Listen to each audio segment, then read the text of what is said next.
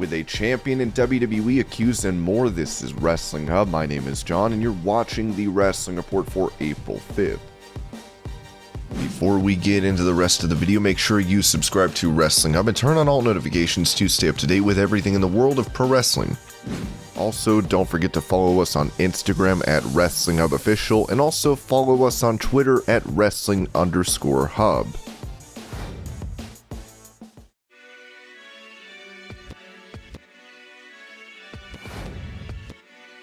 During his interview with BT Sport, Cody Rhodes would speak about his relationship with AEW President Tony Khan, revealing that they had drifted apart. Unfortunately, I can't comment on the personal matter itself, but it really just came down Tony Khan, who I have genuine respect for and I hope history is really kind to, because he bankrolled the entire grassroots movement that was starting in ROH, and then All In happened. And of course AEW happened, and then he was able to buy that footage back. I feel like we were drifting apart. Had I asked him for this, that was a story that I saw. I asked him for something and I didn't get it. Had I asked him, he's the type of man that he would have given it to me. I just genuinely felt that it was time. Can't comment on the personal nature of it, but there was nothing nefarious or scandalous. We just couldn't agree. Nothing but respect for him and his family. The infrastructure in AEW, put on the bus. I have a watch collection that I just started, and the first nice watch I ever got was from him. I gave him one last year as a return gift, and I thought, do I not pack this chapter over? And I packed it because it's never over. Part of who I am is from those 10 years in WWE and those last 6 in Ring of Honor, New Japan, and AEW.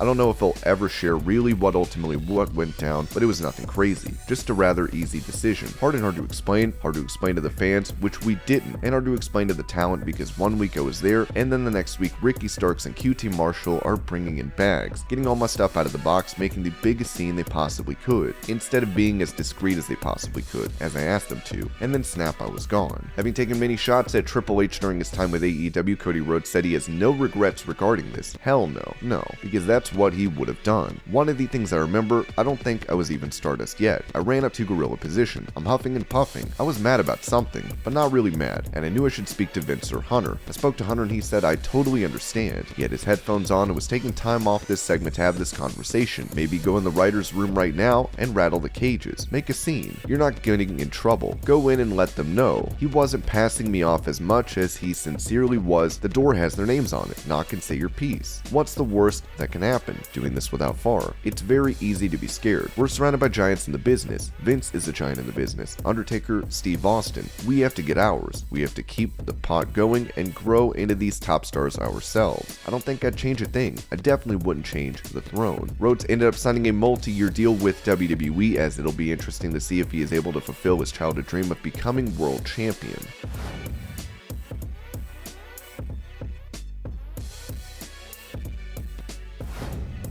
On Wrestling Observer Radio, Dave Meltzer would mention that Cody Rhodes' AEW departure did not have anything to do with his stipulation of never challenging for the AEW World title again. Because of the storyline, people now think that the reason he left was because he was not going to be allowed to win the AEW title. That had nothing at all to do with it. It makes for a good story, but the belt had nothing to do with it. It was his choice because he was a booker. His choice was he did not want to win the title because he didn't want to be like, I don't want to say the bad part of Dusty. He loves Dusty. Obviously, Dusty's his hero. Dusty's his dad. Dusty taught the business to him. That's why when certain things happen, I always think of Dusty and how Dusty would have handled it. And that is the molding of Cody, which is why this is happening. It was a surprise, but once he kind of told me a few things without telling me what he was doing, I understood it because it was like, this is how Dusty would feel if he didn't get what he wanted. I don't know what it is that he wanted, but it wasn't the championship, because I'm not saying he could have won the championship. Tony made the choices on who was going to be the champion. Cody, he said it before, the list when this company started it was going to be Chris Jericho, Jon Moxley, Kenny Omega, and Adam Page, in that order, and he did not vary from that. Meltzer would even note that Rhodes will be able to pursue outside projects with his new WWE deal. It was an easy decision if he could get the deal that he wanted, and he got the deal that he wanted. He got this complex deal that allows him to do outside things that a lot of people don't have the ability to do, so that was part of it. I don't know all of the things that he's got, but I know that he's got that.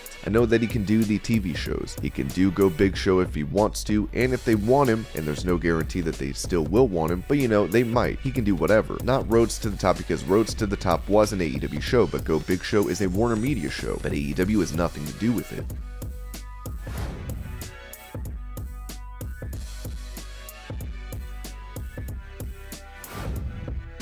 With Stone Cold Steve Austin making his return to in-ring action at WrestleMania to face Kevin Owens, Pat McAfee revealed on his podcast that Austin was told to not flip the bird at the event. He was working on coming out. And we're in a different era now of the WWE than we were then. So I got to watch this dude's entrance with an empty stadium or whatever. He goes right to that top rope, both fingers straight up in the air. He's doing his whole thing. And then I see 3 producers running over to him. Can't do that. Can't do that. So he does it again. Can't do that. He was like, alright. So he just put his fist up or whatever. So then as I was watching him at the show, I was wondering, there's no way he keeps that middle finger down. The middle finger from Steve Austin is coming at some point. And then last night, he had a couple.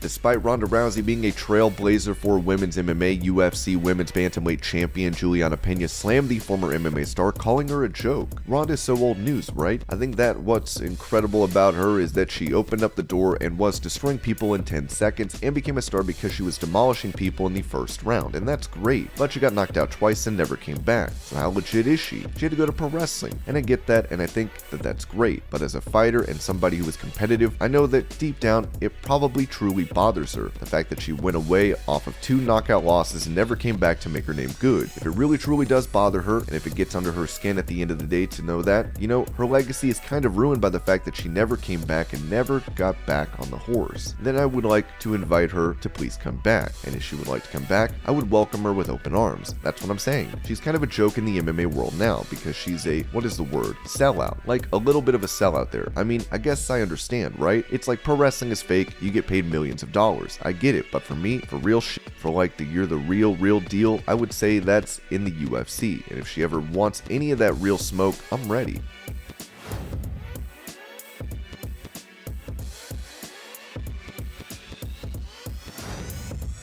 On Raw last night, Bron Breakker had another crack at taking the NXT title away from Dolph Ziggler, which he did successfully. Talking about this match on Wrestling Observer Radio, Brian Alvarez had some insight into this being a last-minute decision. I could not help but notice that they did this match, and a new champion afterwards. And then about a half an hour later, they showed a commercial for NXT, which was all about how Dolph Ziggler had beaten Bron Breakker to retain the title this weekend. It's also weird because they said tonight. During the commercial, they said tonight at 9 NXT. It's not tonight, it's tomorrow. While Meltzer would point out that the original plan was for Ziggler to remain champion, both noted that they heard of this change at 11 a.m.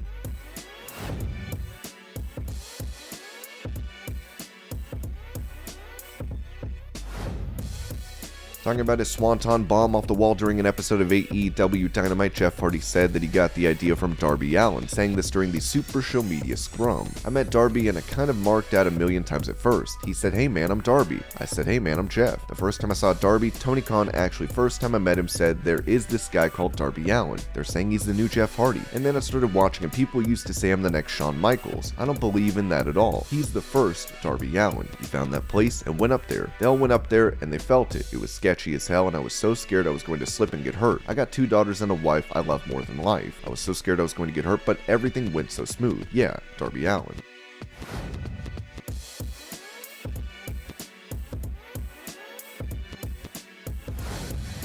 After Vince McMahon took a stunner from Steve Austin at WrestleMania, Mick Foley would take to Twitter claiming that this was the worst stunner ever. Now on his YouTube channel, Foley has said he could take a better stunner even at McMahon's age. Somebody remarked, "Hey, you try taking that at 75. Dude, I was there in 97 when he took what, up until last night, was the worst stunner of all time, and he was only 52 or 53 at that time. You can drag me out in terrible shape at 56, almost 57, and I'm not going to take a stunner that bad. I will on a bet go and take a stunner when I'm 75 from Steve just to prove that I can. Alright, Steve Austin, that's not the last stunner of your career. You and Foley 18 years from now. Let's make it happen."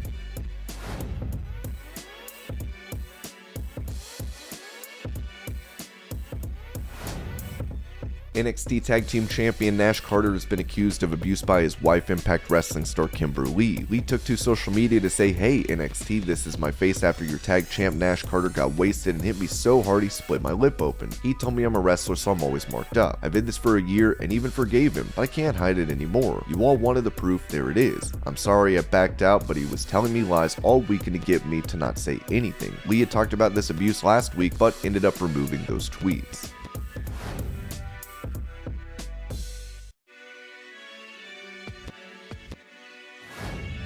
Reacting to Kevin Owens' match at WrestleMania against Steve Austin, Booker T praised KO on his Hall of Fame podcast for having an Oscar-worthy performance. Kevin Owens, man, he deserves an Oscar for the work that he put in on that night. Seriously, Kevin Owens, and I've said it for a long time now that he is one of the best guys on the roster. He is what professional wrestling is. He is what a professional wrestler does. When I watched the beginning of that thing, and I don't want to give any of our tricks away or anything like that, when I watched the beginning of that match, I just watched the magic of Kevin Owens. Stone Cold Steve Austin definitely played his part. He played his part very, very well. But for me, if I was coming back to do a match, it definitely would be a guy like Kevin Owens or a guy like Seth Rollins.